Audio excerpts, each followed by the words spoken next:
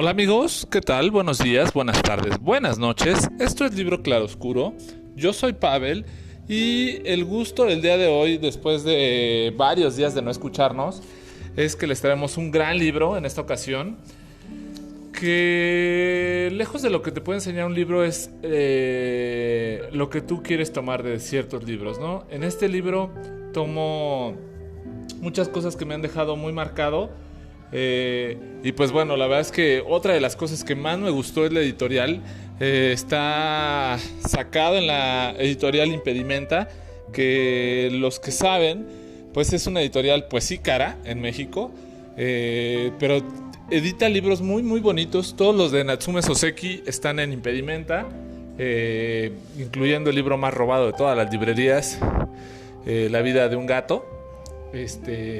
Entonces, junto con Detectives Salvajes de Roberto Bolaño, pero bueno, pues ya Roberto Bolaño lo sacaron en Alfaguara, entonces pues ya salió medio chafón.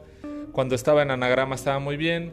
Con mucha tristeza, pues no sé si ya tenía tiempo, pero yo me enteré hace poquito que Anagrama ya fue fusionado o adquirido por Editorial Planeta. Era una de esas pocas editoriales independientes que se mantenían en Barcelona, pero pues bueno, como la vida y el comercio se da en esta vida misma, pues así pasó. Y es algo que veremos en este libro casualmente. Entonces, de las pocas editoriales que me gustan muchísimo, aunque sí son sus libros muy caros, hay que reconocerlo, son los de Impedimenta. Y bueno, junto con los Quaderns de Crème de la editorial Acantilado, otra barcelonesa, pues bueno, bastante bonita editorial y también bastantes caros, ¿no? No sé por qué las editoriales que tanto me gustan son tan caras, pero bueno. Ojalá la editorial Porrúa, con el precio que tiene, sacara libros de la calidad de Impedimenta o Cuadernos de Crème o Páginas de Espuma o Anagrama o bueno, Alianza Editorial, ¿no? Es otro de los grandes editores que pues tienen libros muy bien hechos y pues bueno, en precio están bastante bien. Bueno, pues ya nos prolongamos un poquito. El libro del cual les vamos a hablar ahora se llama La Buena Novela. Fue sacado en 2009. Todos los libros de esta autora, Laurence Cosset, son editados en Gallimard y hasta el 2012 Impedimenta los saca en español. Es un libro de 416 páginas. Ya tenía un rato que no me leía un librito de más de 300 hojas, 350. Me dio mucho gusto, me lo leí con calma, muy, muy despacio. Me tomé 9 días para leerlo.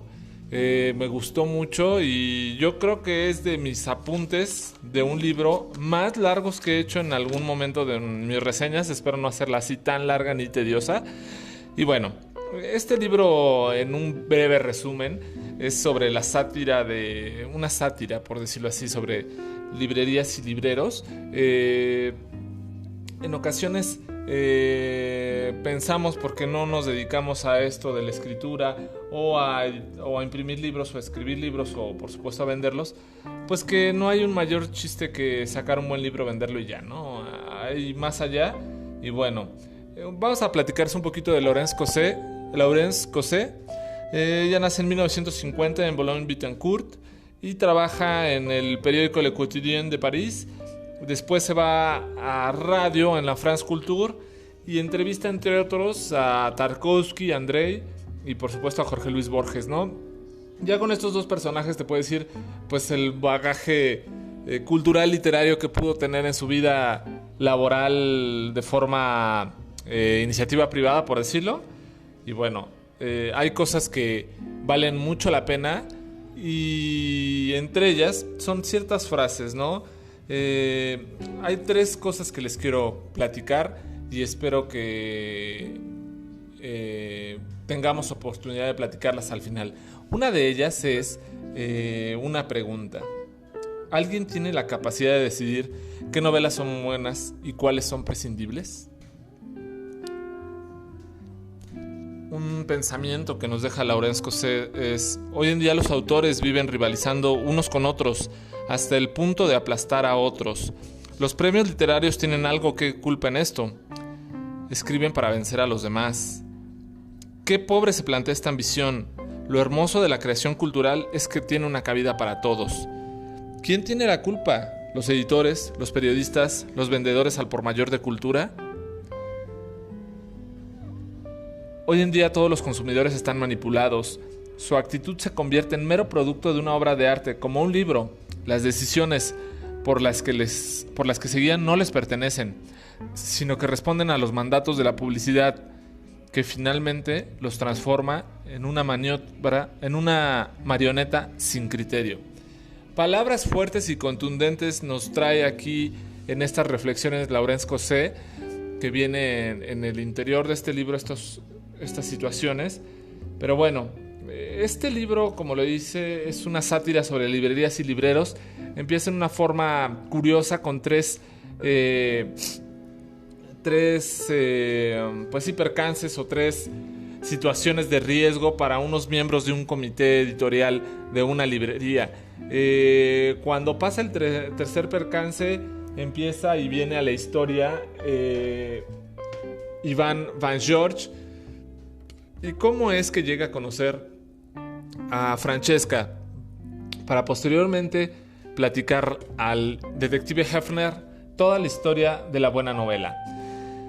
Es un libro escrito en varios tiempos, en pasado, presente y volver al pasado un poco más, ¿no? Entonces te va planteando situaciones y te las platica en primera persona o desde el punto de vista de un narrador omnisciente. En este caso a veces es Anís, que es en su momento la novia de Van, y en otros momentos pareciera que es Van quien lo está contando, o en otros momentos pareciera que es otra persona. De los recuerdos que tiene Ivan Van George, es que tenía un amigo que se llamaba Brother, o le decían Brother, y estaba obsesionado con Stendhal y esperaba algún día poder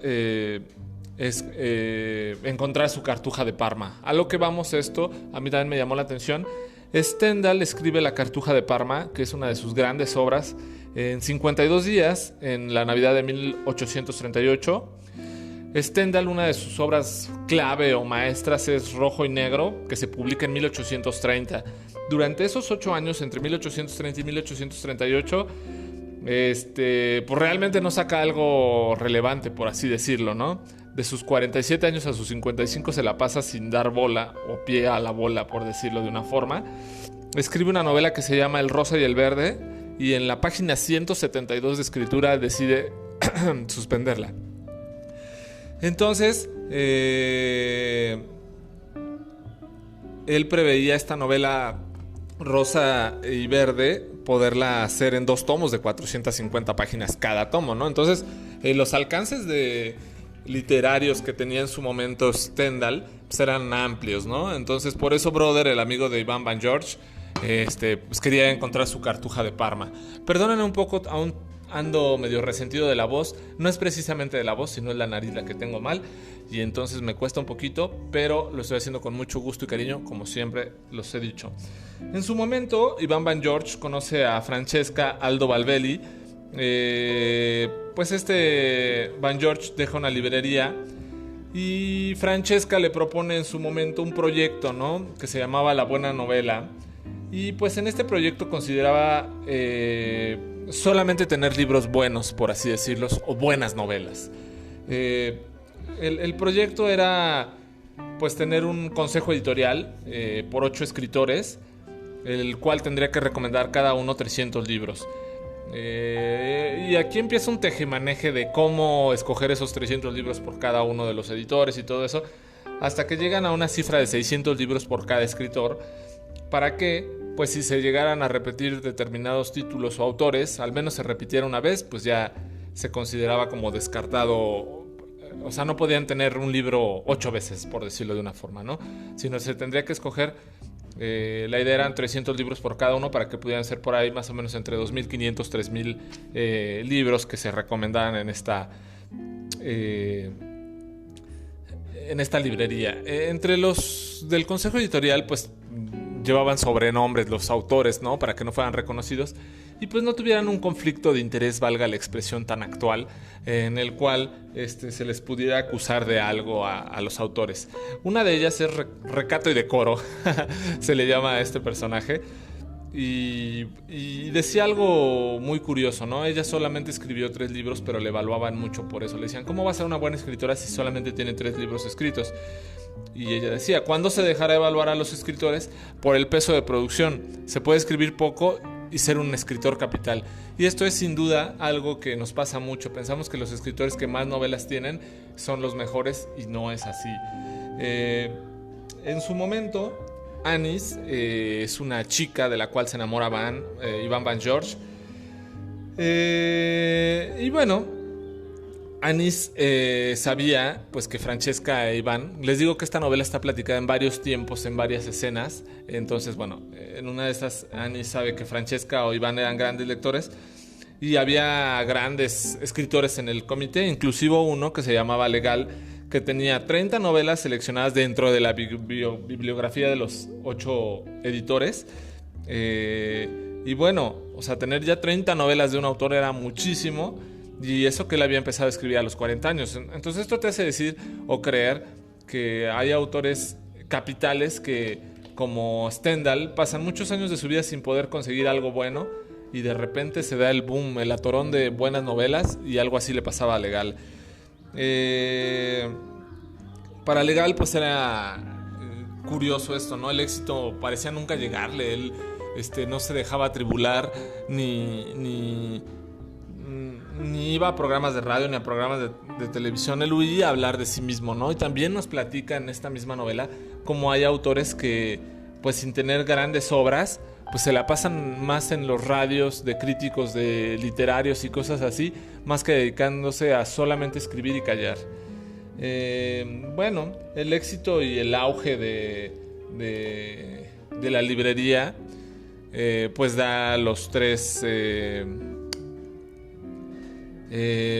miembros que tuvieron un incidente y fueron agredidos, uno el 7 de noviembre, otro el 15 de noviembre, y Ida Messner, que es Consuelo y Recato, entre el 18 y el 24 de noviembre, ¿no? Estos 3 autores fueron atacados sabiendo muy bien sus movimientos. Entonces esto ya se empezaba a ver como un complot criminal o algo así, porque les hacía pensar que habían recibido ataques la buena novela de cierta forma, pero ahora los miembros del consejo editorial que recomendaba qué libros tenían que vender, pues ya estaban siendo atacados.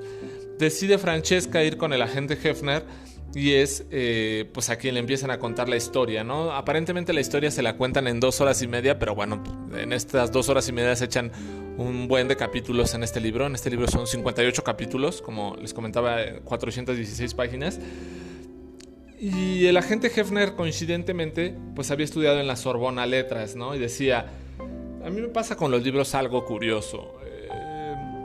Yo espero mucho de una novela y me he decepcionado tantas veces de una novela que pues ya no me aventuro hoy en día a hojear una novela nueva. Al menos tengo 10 años sin hacer esto. Ya solamente leo clásicos. Llevo 18 meses leyendo a Balzac y esto fue a recomendación misma de Marcel Proust, ¿no? Entonces es lo que yo muchas veces les he platicado, que los mismos libros te llevan a los libros. Siempre es bueno tener una recomendación, pero un libro que te engancha te va llevando a otro libro, a otro autor, a otro pasaje. Inclusive este mismo libro que les estoy reseñando, La Buena Novela, tiene muchos pasajes de personajes, muchos pasajes de, por supuesto, libros, y que seguramente si se acercan a este libro los va a llevar a muchísimos libros más. En su momento, cuando empezaban a idear esta buena novela, Francesca e Iván decían que los libros, los clientes que tendrían en su librería no serían de clientes que llegarían a andar viendo qué libro comprar, sino llegarían específicamente a decir, quiero este libro de tal editor, de tal fecha. Y esos clientes esperarían o se sorprenderían mucho si tuvieran el libro, pero si no lo tuvieran también no se sorprenderían, porque sabrían que los libros que ellos escogen realmente son buenas novelas, ¿no? Entonces era algo muy ambicioso este proyecto, pero a la larga les fue dando un excelente resultado. Y aquí se va tornando una historia un poco extraña, ¿no? Cómo empiezan a platicar Francesca y Iván la historia a Hefner te hace ver algo más que un proyecto en común, te hace ver algo más que una idea bien apoyada por Francesca hacia Iván, sino te hace ver la idea de cuando 2 personas se entienden plenamente, logran grandes cosas. Cuando Iván le da su respuesta sobre el proyecto a Francesca, dice, Me la he pasado 25 años saldando deudas con el padre, con la autoridad, con la sociedad, sin saldar ninguna deuda en realidad, autodestruyéndome. Ya no puedo malgastar mi tiempo. Tengo 45 años y esto me tiene que superar. Es indispensable que este proyecto tenga un éxito. Entonces, Ivan Van George deja en manos de una aparente desconocida todas sus ilusiones e ideales, y por eso se deciden a hacer la buena novela. Los integrantes del comité son Paul Nant, Ida Messner, Armand Legal, Sarah Gestolens, Ghislaine Eberge, Larry de Winter, Jean Taylor-Ver y Marie Noir. Y en su momento Francesca platica cómo es que ella puede auspiciar esta librería. Su abuelo, ya cuando iba a morir o cuando muere, dentro de una caja le dejó cartas, borradores y un diario escrito en 11 cuadernos en idéntico formato. Abarcaba un periodo de 63 años, entre 1914 y 1977, pero el periodo entre 1939 y 1945 pues narra un poco los partisanos, la campaña de Italia, el final del fascismo, algo que atrapa a la gente en Italia. Finalmente Francesca tenía una ascendencia italiana y bueno, escribe el diario y entrega más o menos 1000 hojas a un editor milanés para que lo publique. Fue un éxito rotundo en 4 años, vendió más de 1 millón de ejemplares, se tradujo a 20 lenguas. Entonces ella decía, a mí no me dejaron dinero, a mí no me heredaron cosas. Lo mejor que me pudo dejar mi abuelo fue sus escritos y el amor a los libros. Uno de los grandes consejos que me dio mi abuelo es: cuando lees una novela te preguntarás, ¿y yo qué habría hecho? Es una forma de aprender a vivir. Hay adultos que te pueden decir, no, la literatura no es la vida, las novelas ya no enseñan nada realmente, pero están equivocados. La literatura informa, instruye y guía en la vida misma. Y yo creo que tenía mucha razón, y en esto lo deja ver Laurence Cosset, estos consejos que te da, que sí va inmiscuido la broma y la sorna que tiene hacia las librerías, editores, consejos, etc., pero también deja muchos grandes mensajes, ¿no? El primer día que abrió la buena novela, pues vendieron más de 500 ejemplares. Y Oscar, que fuera el otro bibliotecario que habían contratado, pues decía que era el momento más feliz de su vida. Comenzaron a llegar con el tiempo clientes diferentes, ¿no? Ya clientes que no querían novelas específicas o buenas, sino decían, oye, ¿y por qué no tienes ningún libro de Dan Brown o de Daniel Steele? Oscar pues, se había preparado, Oscar y Van, ¿no? Se habían preparado para este tipo de clientes y le habían dicho, ¿usted lo quiere? Pues se lo pido, ¿no? Y los clientes decían naturalmente, ¿no? Estos clientes nunca regresaban por esos libros. Entonces ellos ya empezaban a ver que realmente pues, era como una artimaña o un truco de alguien que les estaba mandando clientes sin ninguna idea literaria realmente, ¿no? Entonces le hacían un poquito más de preguntas, ¿no? Les decían, ¿quieres el último libro de Dan Brown? ¿Cuál? ¿El de Ángeles y Demonios? ¿O el del Infierno en el Paraíso? ¿O el del Péndulo de Foucault, por decir algo? Entonces la gente decía, no, el Péndulo de Foucault. Y pues ya todos sabían que el Péndulo de Foucault pues obviamente no era de Dan Brown, ¿no? Entonces iban como autodescartando a esos clientes que como que telegráficamente habían sido mandados por alguien. De repente hubo una publicación en el periódico y decía algo así que unos individuos se arrogaban el derecho de decidir por los demás cuáles son las grandes novelas y descartar los libros, mucho más numerosos que no les complacen. El problema de fondo que plantean es de la noción del valor literario, es que realmente no les dan esa elección, ¿no?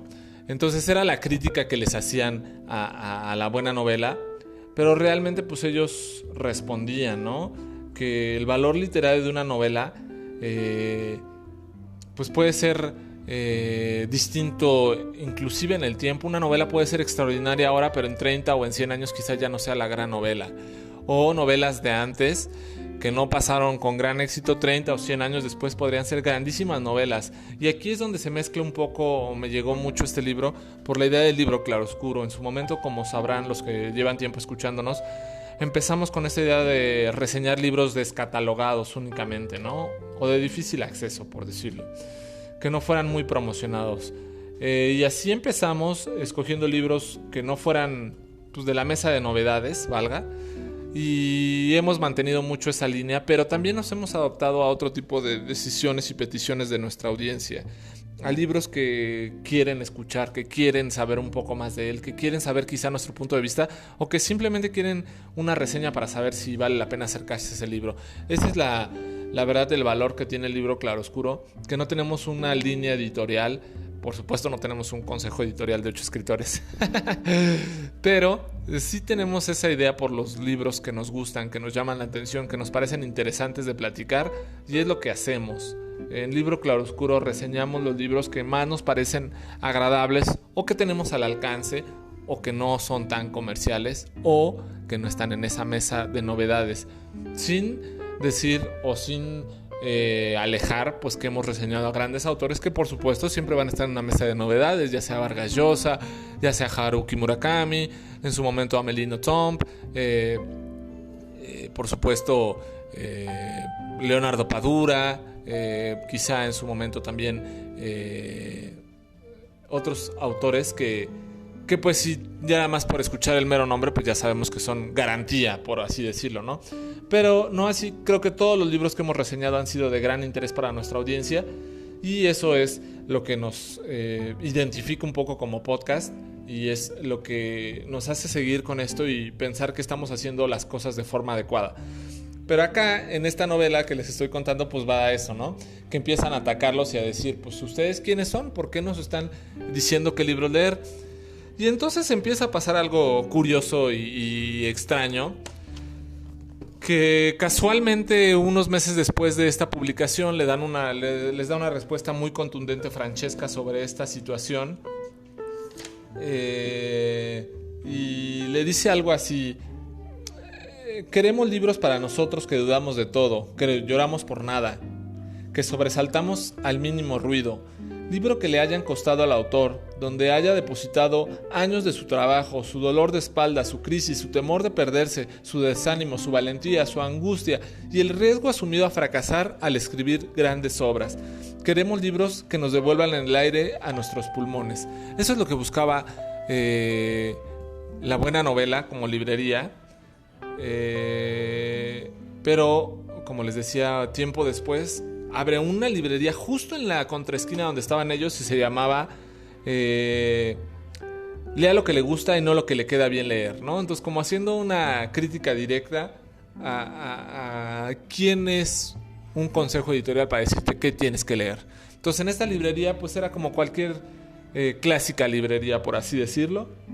Una librería que tenía todas las novedades o todas las cosas fáciles de leer, por así decirlo, y que estuvieran más al alcance mercantil.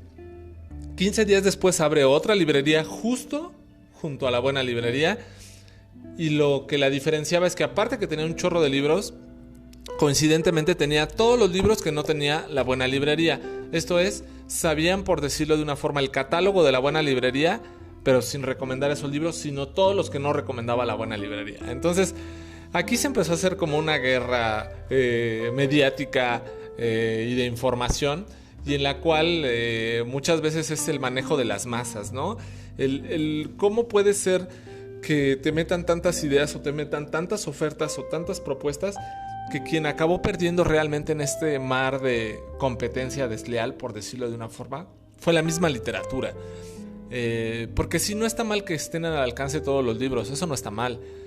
No está mal que tú puedas leer lo que a ti te gusta leer, no está mal.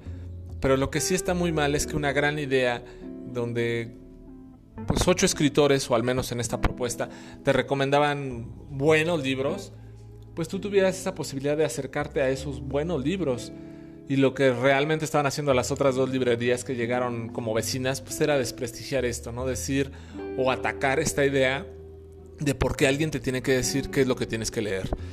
Entonces, pues es un libre albedrío, obviamente, de tú escoger lo que quieres leer, pero muchas veces nos pasa, no sabemos qué leer, o no tengo una idea de qué buen libro leer, ¿por qué no me recomiendas uno? Entonces siempre buscamos una recomendación, un consejo y una idea. Entonces, pues esta batalla desleal pues acabó llevando al detective Hefner a saber quién lo hacía, y era Eric Hervé, un escritor de medio pelo que había conseguido juntar a otros 20, 30, 50 escritores de medio pelo que no eran reseñados o no eran seleccionados por el comité editorial de La Buena Novela, y empezaron con estos ataques en el periódico, con estos ataques personales, y que finalmente el ayuntamiento francés parisino determinó que no había un crimen que seguir, que el crimen era solamente contra la literatura, y pues bueno, no hubo más que pasar. Henry, el esposo de Francesca, casualmente, cuando abrieron las librerías de la competencia, pues le preguntó a su mujer qué onda, cómo va, y Francesca pues estaba un poco fastidiada por la situación, ¿no? Le dice, pues no, nada bien. Y él le dice, el esposo de Francesca, Henry, era un hombre pues exitoso, millonario, le decía, si algo he aprendido en 30 años de negocios es que a la larga lo rentable no es la calidad, sino la mediocridad. Electrodomésticos de baja gama, ropa barata, prensa sosa y hueca, periódicos y magazines que no tengan alguna relevancia cultural, lo que deja dinero. Ese es el éxito comercial realmente. Igual pasa con los editores de los libros. Lo que deja dinero es el éxito comercial. Y pues aquí te da un golpe duro y directo al corazón y al cerebro de que, pues sí es cierto, también en la industria editorial y en los libros, a nuestro pesar, lo que pesa y lo que vale es lo que vende.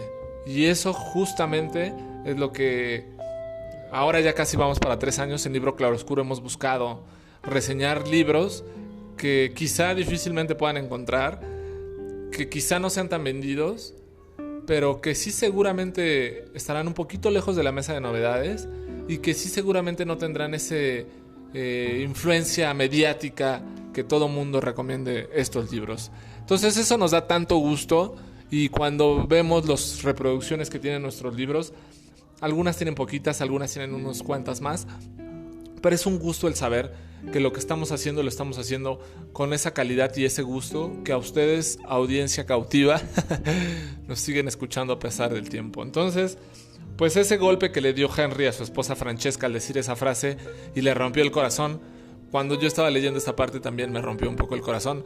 Saber que los mismos escritores saben que la competencia desleal o la competencia o lo que valora y deja es lo que vende. Entonces, pues bueno. Resulta que Van empieza pues a querer levantar los ánimos a Francesca, que la ve muy decaída ante esta situación. La cita para desayunar al día siguiente, y Francesca, después de esta discusión que tuvo con su esposo, se toma un somnífero, se duerme hasta el mediodía y pues ya toda adormilada va a la cita con Van. Acaba siendo arrollada por un camión. Días después se investiga y pregunta Van a Hefner cómo había muerto Francesca. Solamente le dijo que murió de un golpe. No hubo sangre, no hubo partes desmembradas, solamente fue un golpe seco, contundente, el que acabó con la vida de Francesca, la que dio alas a la idea que tenía en su momento Van, la que enseñó a Van a volar y a creer que se podía tener una librería que solamente recomendara o vendiera buenas novelas. En su momento, Henry, una vez muerta Francesca, pues le pide el cierre del negocio a Van, y lo que Van le dice, pues no lo quiero cerrar, quiero comprar la parte de la buena librería. Entonces Henry, pues gente de negocios, le dice, te la vendo en 500,000 euros. Pues obviamente no tenían dinero, ¿no? Entonces consiguen hacer un consejo donde piden a todos sus clientes pues una aportación para que todos fueran socios de la buena librería. Se acaban recabando 8,000 cheques para reunir los 500,000. Oscar consigue vender las regalías de un libro y unas regalías que también consigue Van. Consiguen juntar esta cantidad de dinero para poderse quedar con la buena novela. La buena novela, por supuesto, es trasladada a otro barrio de París, en el barrio 10, por así decirlo. Allá en Francia, en París, están en arrondissements. Entonces, la buena novela estaba en uno de los barrios principales, ¿no? Por decir, en Champs-Élysées, y pues ya acabó casi en el barrio latino, por decir algo, ¿no? Entonces, pues finalmente esta idea de la buena novela continuó gracias a que Van había aprendido a volar con el impulso de Francesca. En su momento Anís, que había sido una situación muy compleja que no les platiqué tanto, en la cual a Van le costó mucho tiempo poderle enamorar y que Anís le fuera fiel, y en algún momento ya al final le dice Iván a esta Anís, me siento feliz, creo que he rejuvenecido, me ha vuelto la vida al alma y al semblante. Y le dice Anís, sí se te ve, ¿por qué lo dices? Pues es que estoy sin un centavo, estoy quebrado, me siento más joven que nunca. me causó mucha gracia porque pues siempre cuando éramos jóvenes, o al menos a mí me pasaba que cuando era muy joven, nunca tenía dinero en la bolsa, y ahora me pasa algo cercano, pero no me siento más joven. Sí me siento muy feliz de haber leído este libro y podérselos haber traído. En su momento Anís, ya para acabar, le propone matrimonio a Van. Y Van le dice que no era posible, que él no le podía corresponder a Anís, puesto que el amor más grande que llegó a tener nunca en su vida se lo dio Francesca. Francesca, entre sus documentos de muerte, había una libreta donde escribió 7 hojas justamente con hermosa letra, esperando que algún día la pudiera leer Iván, y le confesó ese amor que le tenía, que ella sabía que tenía un esposo y que ella sabía que porque nunca hizo nada Iván se acabó yendo con Anís, pero ella guardó ese silencio y ese respeto y continuó con la buena novela solamente para demostrarle su gran amor a Iván Van George. Entonces, a pesar de lo buena novela que es, también es una hermosa historia de amor en la cual muchas veces nos demuestra que el amor tiene tantas formas, y en esta ocasión una de esas grandes formas es el silencio. Entonces, la verdad es que me encantó esta novela. Yo sé que ya habíamos dicho que no íbamos a poner calificaciones, en promesa a nuestra escucha, que ya no recuerdo su nombre, pero recuerdo que se apellidaba Navarro. Pero, pues por supuesto es un gusto decir que en Libro Claroscuro solamente reseñamos novelas y libros que nos parecen buenos. Entonces, sería un poco una apología que reseñamos ahora este libro que se llama La buena novela de Laurence Cosset, en Libro Claroscuro, donde solamente tratamos de reseñar buenas novelas. Espero que les haya gustado, que se acerquen a este libro, que lo lean, que igual que nosotros lo compartan con sus seres queridos, ya sea ustedes o este podcast, con mucho gusto ahí está disponible. Como saben, no tenemos ningún consejo editorial, no tenemos tampoco ningún compromiso editorial y por supuesto tampoco cobramos por esto. No recibimos ni un centavo más que la gratitud de que nos escuchen, nos reproduzcan, se acerquen a estos libros que les estamos reseñando o a otros más, y que en su momento haya una interacción con nosotros. Esto fue La buena novela de Laurence Cosset en Impedimenta Editorial, por Libro Claroscuro. Buenos días, buenas tardes, buenas noches.